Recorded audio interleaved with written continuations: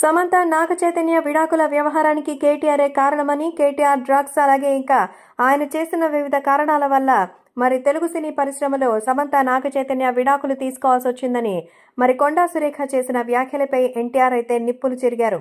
మరి సినిమా వాళ్ళ జీవితాలంటే అందరూ కామెడీగా అనిపిస్తోందా అంటూ మండిపడ్డారు ఎన్టీఆర్. వ్యక్తిగత గౌరవాన్ని కాపాడుకోవాలని బయట వ్యక్తులు మా సినిమా ఇండస్ట్రీకి సంబంధించిన వాళ్లపైన తప్పుడు వ్యాఖ్యలు చేస్తే ఊరుకునేది లేదంటూ మరి ఆయన వ్యాఖ్యానించారు. కేవలం తారకే కాదు, కోనా వెంకట్, శ్రీకాంత్ ఓదెల, అబ్బూరి రవి, సుశాంత్, రోజా, చైతన్య అలాగే నాని ఇంకా చాలా మంది దుమ్ము దుమారం అయితే చెప్పారు. సో ప్రస్తుతం ఎన్టీఆర్ చేసిన వ్యాఖ్యలు మాత్రం సహించేది లేదని అయితే చెప్తున్నారు. మహిళల పట్ల ఒక నాయకుడికి చిన్న చూపు ధోరణి ప్రశ్నించడమే కానీ మనోభావాల్ని దెబ్బతీయడం కాదు, అభిమానమే అంటూ చెప్తూ ఇప్పుడు బుకాయించే ప్రయత్నం చేసింది.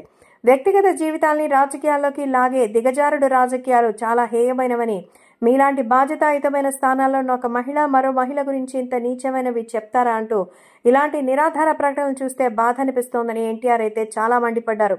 నిజంగా ఎన్టీఆర్కి ఫస్ట్ టైం ఇంత కోపం రావడం, ఎందుకంటే ఎప్పుడు కూడా బయట ఏదైనా జరిగితే చాలా హుందాగానే స్పందిస్తారు. కానీ ఫస్ట్ టైం సమంత అలాగే ఇక నాగ చైతన్య విడాకుల గురించి ఇంత దారుణమైన నిందలు వేసి మొత్తం సినిమా ఇండస్ట్రీకే మచ్చని తీసుకొచ్చే ప్రయత్నం చేశారు కొండా సురేఖ.